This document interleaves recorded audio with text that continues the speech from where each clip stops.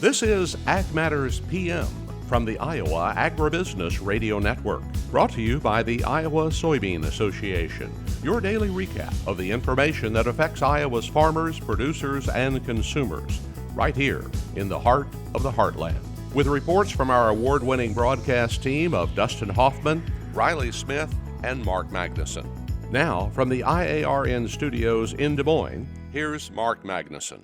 Hello and welcome into today's episode of Ag Matters PM on the Iowa Agribusiness Radio Network. I'm Mark Magnuson. Today is Friday, December 2nd, 2022, and we're so glad you could join us for today's show. And in today's show, we have our latest edition of Between the Pods. Today, we are visiting with Joe McClure. He is the Iowa Soybean Association co-director for the Research Center for Farming Innovation. And as always, we will also take a look at the ag weather outlook. But first, let's run down the markets. It's time now for the Ag Matters PM Closing Market Summary, your source for market analysis and settlement prices from the day's trade in Chicago, courtesy of the folks at agmarket.net.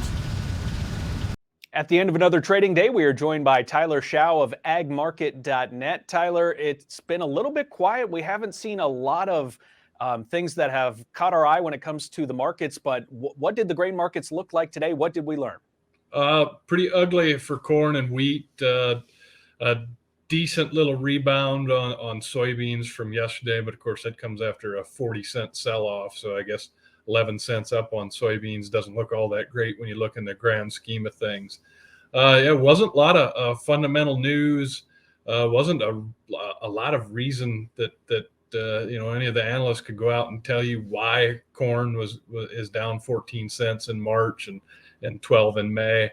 Outside of when the big money funds decide they want to exit on positions and they move to the other side of the boat, it can tip it awfully quick. And you're seeing some of that, some of the things to be a little bit concerned about that we've been watching and have been kind of using as a reason to not be too concerned over the last few weeks on the sell-off on corn was some of the spreads. The March to July and the May to July spread had been hanging in at about anywhere from a 5 to 6.5 cent inverse. So your upfront contracts were actually trading higher than the July. There was no carry in the market.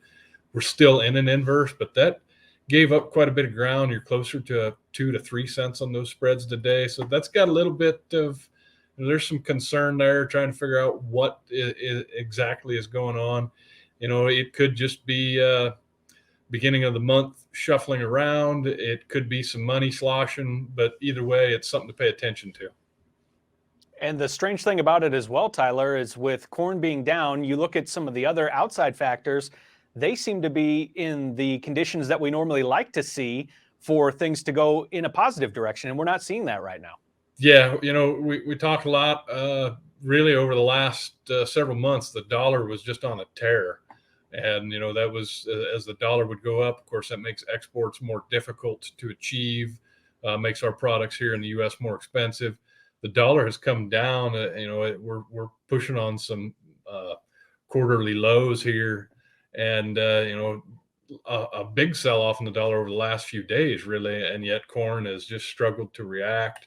And so, again, the outside, the macro oil, and you can also throw in crude, has had a couple of strong days. It is kind of selling off right at the moment, but this week has been a strong day in the crude market, or a strong week in the crude market. Typically, we will say that's going to support the corn, and just struggled finding legs. And there again, that's sometimes, like I said, when everyone decides to change direction, the door is only so wide, so it can kind of cause some swings in the market. And this is why, we encourage people when we see decent price levels or price levels that you like, especially for the producer, to make sure you're looking at ways to manage that risk, either making some sales or buying some options. Also today, what was the story in the livestock markets? Kind of the same. There wasn't a lot of story, just, the market, all the livestock markets kind of flopped both ways. Monday, both feeders and hogs had a really hard down day. If you look at like February hogs, for instance, we dropped $3.75 on Monday. Typically, when you start a week out like that, you would assume you would end the week down week on week. and we actually ended up closing up week over week about $1.25. So the last 3 days on hogs have been very strong. Traders thinking maybe there's going to be a premium develop. I think a lot of that is based on some expectations that maybe China is going to lift some lockdowns and they'll be wanting to buy some pork. There again, a lot of times, a lot of those expectations get built in and they don't come into fruition. Not a lot of news on the fat cattle side outside of the cash markets are staying strong. Hearing some reports, been talking for 2 or 3 weeks, the lower 150s on cash cattle in the South. Hearing some not a lot, but some sales in the mid 150s and even upper 150s encroaching down in the South. So that's got some positivity for the fat cattle market and the feeders. Of course, lower corn, higher fats makes it easier to go and buy a feeder calf. He is Tyler Schau with agmarket.net. Tyler, how can our viewers get in touch with agmarket.net if they want to find some more great analysis and information? Check us out on the internet, agmarket.net. There's our contact page. You can look up any of our brokers. You can sign up for our 30-day trial of our Intel. Also take a look. We've got a conference coming up in Nashville the first Monday and Sunday of February. Should be a really good time and a lot of good information. And if you want to get a hold of me direct, the number is 701-987-6009. As always, Tyler, thank you for joining us on the show. Have a great weekend. You bet. You too. Thank you, as always, to agmarket.net for our market recap today. As for right now, let's turn our attention to the closing numbers, brought to you by the folks at Bar Chart.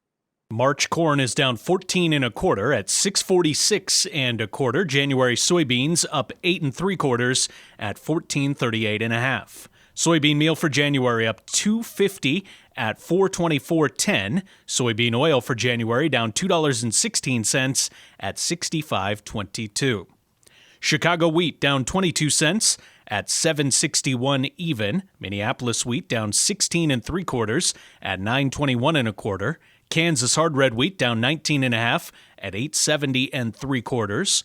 March oats down 20 3/4 at $3.57 3/4. On the Merc, live cattle for December up 30 cents at $153.35. Feeder cattle for January up $1.37 at $182.45. Lean hogs for December down 70 cents at $82.42. Pork cutout for December down 82 cents at $89.82. And Class 3 milk up 6 cents at $20.26. And that's been a check of the Ag Market Recap here on Ag Matters PM. We're going to go ahead and take a quick break now and hear from our sponsor, the Iowa Soybean Association and the Soy Checkoff. And when we come back, I will have the latest installment of Between the Pods. Today, I speak with Joe McClure. He is the Iowa Soybean Association co-director for the Research Center for Farming Innovation. This is Ag Matters PM. Iowa Soybean Association is driven to deliver for Iowa's 40,000 soybean farmers. We're proud to provide objective agronomic research, a helping hand with soil and water stewardship, and timely industry news powered by the Soybean Checkoff. Learn more at iasoybeans.com. Welcome back to Ag Matters PM from the Iowa Agribusiness Radio Network. I'm Mark Magnuson. Today, I visit with Joe McClure, Iowa Soybean Association co-director for the Research Center for Farming Innovation, about soybean research that is being completed on Iowa farms, also some areas of promising innovation coming from those farms, and how the ISA is always looking for farmers to partner with on their research. It's time to go between the pods with the Iowa Agribusiness Radio Network and the Iowa Soybean Association. For the next year, we will explore the ways Iowa-grown soybeans are making a difference at home and around the world. Now, here's your host of Between the Pods, Mark Magnuson. Mark Magnuson with the Iowa Agribusiness Radio Network, and we're here for Between the Pods. And each week on Between the Pods, every other week, we focus on a new area of the Iowa soybean, and I'm here today with Joe McClure. And Joe, could you just tell us what your job title, what your role is, please? I'm the co-director of research for the Research Center for Farming Innovation. That is a subset of the Iowa Soybean Association and focused entirely on research. So how is the Research Center set up? Is it just one central facility? Do you use other people's facilities? How does that work? So we are predominantly located here in Ankeny. We do have a few people located out in the countryside at co-ops and elevators on our conservation side. For the research side, we focus entirely of implementing the research on farmers' fields using farmers' equipment. We don't have any equipment of our own facilities, our own land. We want to test everything on their fields to see if it works in the real world. So, Joe, that might be a little bit different than maybe someone might think. They might think that you have your own setup with perfect conditions, trying to make sure that you're able to control every aspect of the research. But at the same time, when you're on a farmer's farm, you know that things are actually real-world applications in a real-world setup. Is that kind of the thinking there? That is exactly right. And our trials are more than a typical research organization like in a company or a university. Our trials are typically replicated across the field. They're equipment wide, 12 or 24 rows wide per treatment, so really wide, and 300 to 500 feet long. So we're getting every condition in that field, the sandy spots, the high spots, the good spots, the bad spots, to really see, does this treatment work? Do these things work? And then using our analytics team, we could actually look at that yield file and start to parse out, how did this treatment work on soil type A versus soil type B, to really understand where this treatment will work and where it won't work. So let's start with first things first. What are some of the things that you're typically working on then on the research side? What exactly are you working towards each and every day? Well, we've got a pretty broad array of items. We're focused on corn and soy in our organization, not just soybean, because every one of Iowa soybean farmers is also an Iowa corn farmer, and some of the most important questions of facing Iowa agriculture today is on the corn side with nutrients and manure management. So we're very committed to that aspect of understanding that and how we manage that as effectively as possible. On the soybean side, we're looking at fungicides and biologicals. We're looking at some more of the cultural practices around population coming up. We're doing some look at quality as well, and our analytics team has been focusing on partnering with an organization to explore soybean quality, so we can understand, the farmer can understand with pre-contracting whether it makes more sense to contract with a private entity for a specific bean or go to the general elevator, what was the best economics for him or her. Is there anything right now that's really promising, something that's got you very excited about the research side of the RCFI and what you guys have been working on? Well, there's quite a bit. The aspect of super high yielding, 80 plus bushel, is intriguing. It's more it's a fun area to see what we could push to limits and still be profitable. It doesn't fit all, so most of our research is still focused.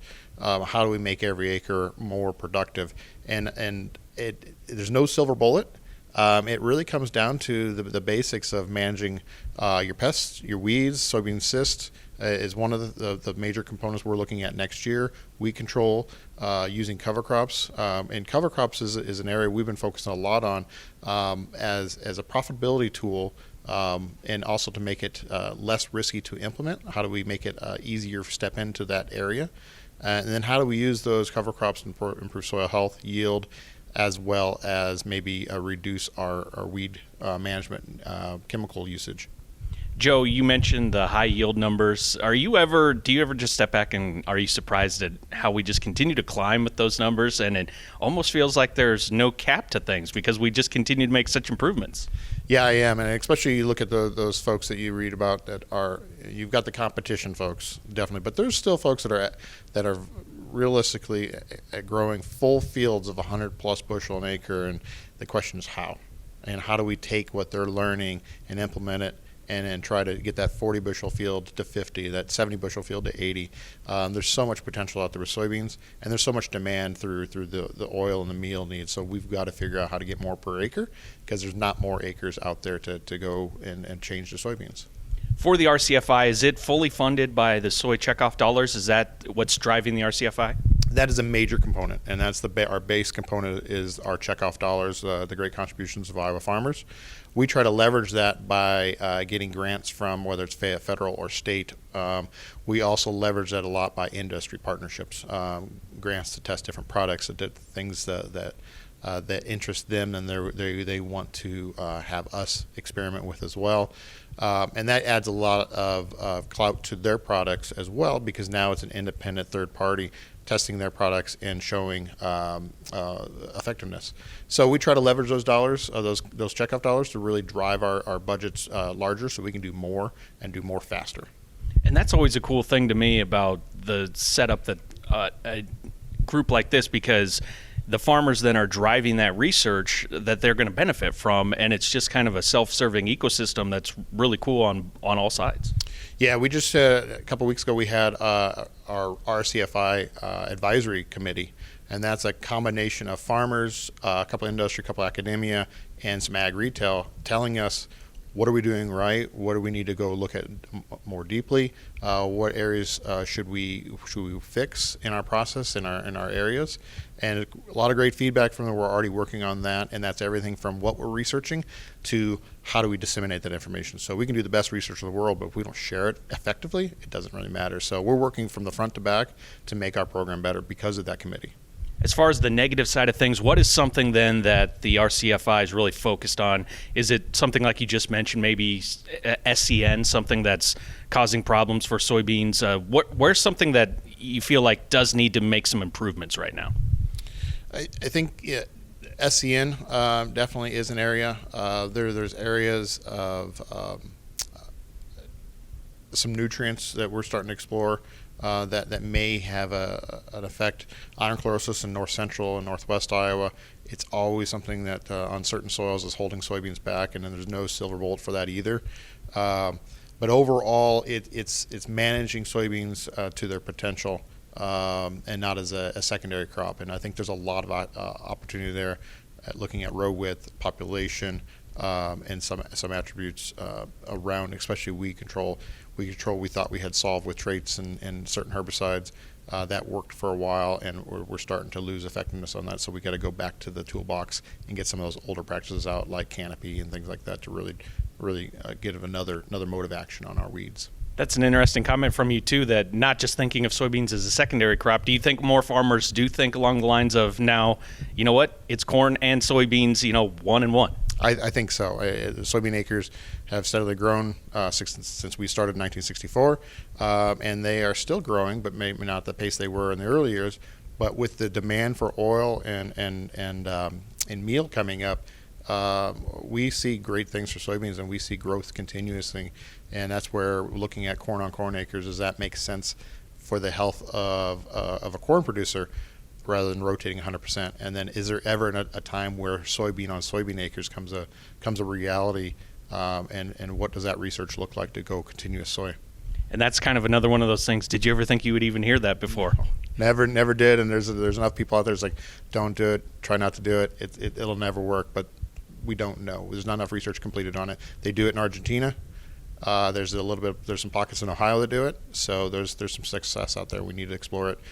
For the Iowa farmer, if we need to go that way in 5-10 years, we need to be on the edge of that. So, Joe, how would a farmer even then be involved in the RCFI? How do you have the farm facilities to go and use? Do you get in partnership with these farmers right from the get-go? Do they come to you? How does that work? It's a bit of a blend. We have ongoing relationships with it. We know people that will want to work with us, have had success work with us, that they've implemented those techniques, those treatments, those products on their farm, and saved input costs and increased profitability on their own farm. So they're always willing to work with us. We meet people all the time that are willing to work with us. We try to go to trusted folks in the countryside and say, hey, do you have anybody that would be willing to work with us on these kind of aspects? We also try to direct everybody to our website, iasoybeans.com. Under research, there's an area work with us that they can log in. There's also a group listing in there of all of our agronomists. Myself's in there. Email us at any time. And then on February 16th, we'll have our Innovation to Profit Winter Conference that will have a lot of speakers at. It'll be a full 9 to 4 o'clock kind of day. A lot of information coming out of that, and the plan there is really develop an action plan for farmers to leave that day with a plan of action of how they're going to make changes in 23 and 24, what they want to do on the research side as well as the conservation implementation side, because there's great things going on in that area as well. Do you ever try and find maybe a farm that's not an ideal setup, so you can say, well, we need to see how things work when we don't have ideal soil conditions, that type of thing? We do.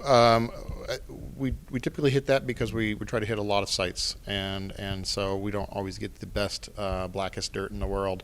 And we make sure that we try to put all of our trials across all of our 9 cropping districts. We divide the state into 9 areas where we have board members from each of those 9 areas. So we make sure we're hitting Northwest Iowa, Southeast Iowa, and everywhere in between to make sure we're getting all those conditions. Joe, is there anything else you'd like to let our audience know about when it comes to the RCFI, what you're working on, and again, maybe how they can get involved if they would like to? Yeah, check that website out. We are on Facebook, LinkedIn, areas like that. A lot of great stories, a lot of great information coming out that way. And please join us on February 16th for our Innovation to Profit seminar. Joe, thank you so much for the time. Exciting stuff, research side of the soybeans here in Iowa. And we thank you so much and have a great rest of your week. All right. Thank you. That was Joe McClure with the Iowa Soybean Association. As for right now, let's take a look at the ag weather outlook.